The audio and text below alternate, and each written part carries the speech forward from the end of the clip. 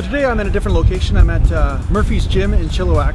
And how this came to be is that this guy named Kyle Murphy contacted me on the internet, and he's a fellow WNBF professional natural bodybuilder. He had followed my career earlier on, and he just decided to contact me out of the blue, and he watched a couple of my videos and he said, hey, why don't you come out here and train? So I figured I'd come out here and train, take a look at his gym, and Kyle seems like a heck of a nice guy. And a lot of his equipment is actually really well maintained. I really enjoyed training at this gym. So yeah, just follow me along as I train here, and yeah, we'll see what happens.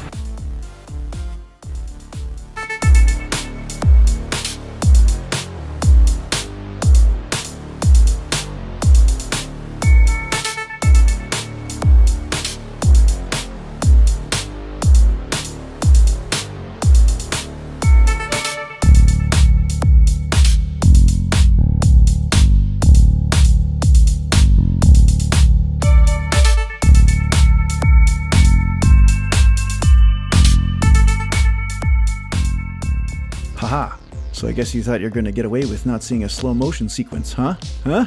Yeah, tricked you. Yeah, I can't get away with all the cheesiness. No, you're going to watch this channel, you get a little bit of cheese every time. Anyway, thanks for joining me again. Thanks for watching, and thanks for sharing my stuff, and all those guys out there that are supporting my work, and girls and stuff. Thanks a lot. It really means a lot, because it's really fun to make content when people actually watch it. I know it's kind of funny, but I really put a lot of time into making these videos and making the music and doing all that kind of thing. So it's really great when I get some feedback from you guys, what you want to watch or what you're enjoying, and how some of the videos have helped you.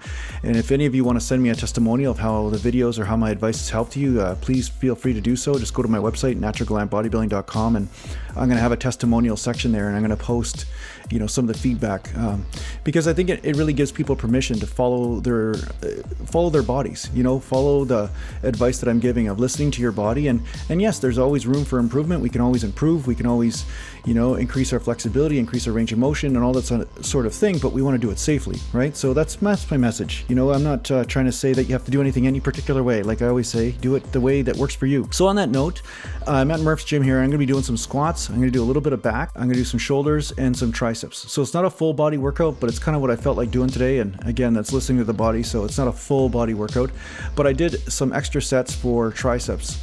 And that's why I didn't do any chest today, and some biceps. I figured maybe I'll do some biceps and calves later or something. So, sometimes I have these lazy days. And I've also done something different with my squat. I'm actually doing a bit of a wider stance, and it totally changes the groove, but it does make it easier to get down a little lower. And at the same time, it takes some stress off different body parts that I think I've kind of overtrained the groove in that area. So I'm trying to now hit different muscle groups in the leg. I'm hitting a little bit more adductors, and I do notice the wider stance is easier on the lower back, which is what I found a long time ago. And the reason why I went narrower was to really focus on the quads and certain places in the hamstring. Okay, so depth sometimes has this fallacy around it. A lot of people are saying, oh, how deep you go in squat is all that matters. Well, sometimes to go deeper, you have to go wider, you have to change your stance and all this kind of stuff, and then you will hit different muscle groups. So does it mean it's wrong? No, it just means that it's different. So there's really no one way to do a movement. It's just a matter of what muscles are you hitting, what muscles are being stressed, and is that what you want to do the exercise for. Here at Kyle Murphy's gym, I'm having a great time because in between sets, I'm actually hassling him the whole time. So he's been a really good sport. He calls it Murph's, but I'll call it Kyle Murphy's gym. And he's actually a really nice guy. And the thing is, I did a video and I uploaded it yesterday, and I put on my channel, and I said to him, I said, hey, listen, this is your chance, just promote your gym. Because he reached out to me and said, hey, why don't you come out and train? This isn't a paid endorsement or anything. It's just two guys connecting over a common interest.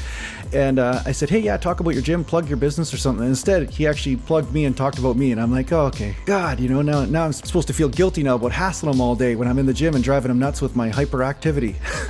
But lucky for me, I don't feel bad at all.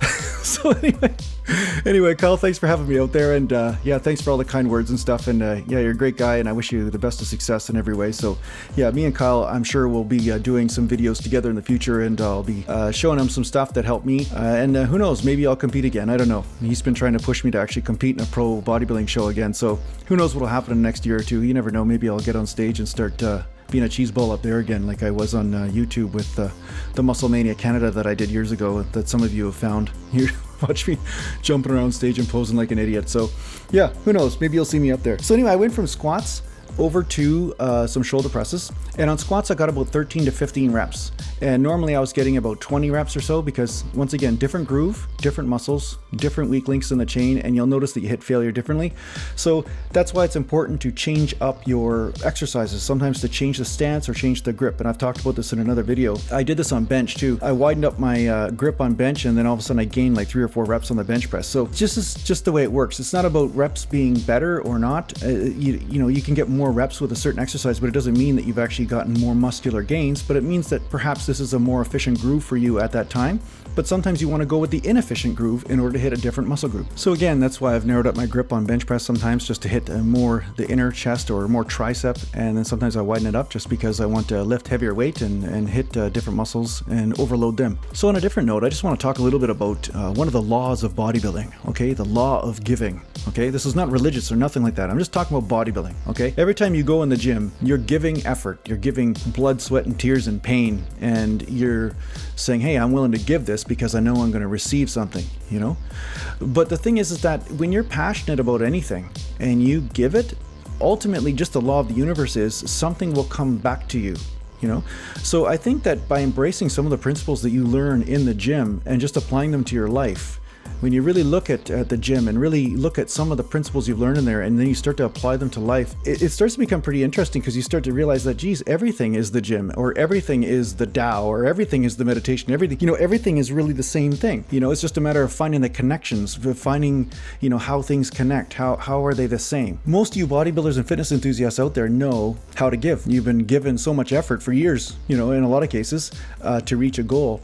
And what I'm going to say to you is that keep on exploring your passions, you know, in every single different way. It doesn't matter what it is. I don't care if it's mowing lawns or, you know, planting a garden or building houses or being creative in whatever way you want. But when you find your passion, then you're going to be able to share that with other people. And then they're going to be able to share their passion with you. And that will be your currency. It doesn't always have to be money. And I find that with the Western society, so many people are obsessed with money that they forget that, hey, there's other things that we can exchange. It doesn't always have to be currency. You know, it can be, you could say cheesy stuff like, hey, let's share our hearts and dance around in a field with butterflies, but but the thing is that it's, you know, you can share your gifts, right? And by sharing your gifts and somebody sharing their gifts with you, hey, you know, we're all better for it, you know. So what my goal is to help you find yourself, and in many different ways, you know, whether it's through meditation or whether it's through working out or whatever it is, but for you to honor who you are and what you are, and to bring out the highest gifts that you have to share, because I know that that is your highest value. That is really where the value is in you.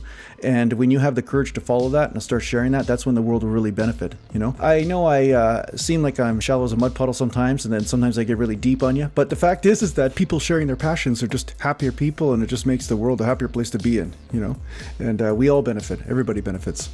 So anyway, you know, what I'm going to show you right here is that on triceps, I'll get back to training a little bit of talk about training, because after all, this is a natural Gallant bodybuilding channel, apparently. So what I was doing was some press downs, and then I went right to close grip bench. Now you'll notice on close grip, and I've shown you this before in other videos, but what I'm doing with the close grip here is I do a medium grip. Now the reason why I don't go, you know, thumb to thumb, you know, some people go really narrow. They end up getting wrist pain and all sorts of bursitis in their wrist and all this kind of stuff, and inflammation. But the fact is that I'm trying to find that perfect spot where I get just a little bit of a bend in the elbows, and then I straighten the elbows, and that's where the main stress is just on the tricep. I actually feel it in the tricep by doing the technique this way on close grip. So you'll have to find your own groove, you have to find your own grip, but I found medium grip seems to work the best. And medium for you might be different for me, because, you know, I'm obviously 5'8", you know, 5'8.5", you know, and you might be 6 feet tall, like whatever, but you're just basically find that perfect grip. Okay, so from here I went and did back last, which is kind of a weird sort of order. Usually I do the big body parts first, but sometimes, you know, I change things up. Today I decided to do more like a yoga type thing. I decided to do just some light back, and it's almost like I'm just having fun, just feeling the squeeze of the lats. And as you notice, I don't touch my chest. A lot of people on the internet have this fallacy that you have to touch your chest in order to actually get some sort of lat pump, and I think this is about the third or fourth set I did, so that's why it's kind of fatigued, so it's not even coming down as much as it was before. But the fact is that you want to find that perfect groove where you feel your lats, and you're not obligated to come down all the way to your chest, okay? Some people come all the way to their chest, and you know what they do to get there? They rotate, or they change their grip. Sometimes, like I said before, they go wider in their grip, or they go narrower in their grip, like they just change their grip around, and instead of sticking the chest out, they concentrate on just getting the bar to touch the chest, which isn't the same thing as saying, I want to make sure I feel my back and contract smack my lats in order to do this exercise. So you got to remember, there's 2 rules to an exercise. One is, hey, how high does the bar come or how low does the bar go? Or you can work with the paradigm number 2, which is, what is the joint angle and is that joint angle optimally hitting the muscle group I want to hit? So thanks a lot for watching, and I hope this video helped you out a little bit, and take care for now.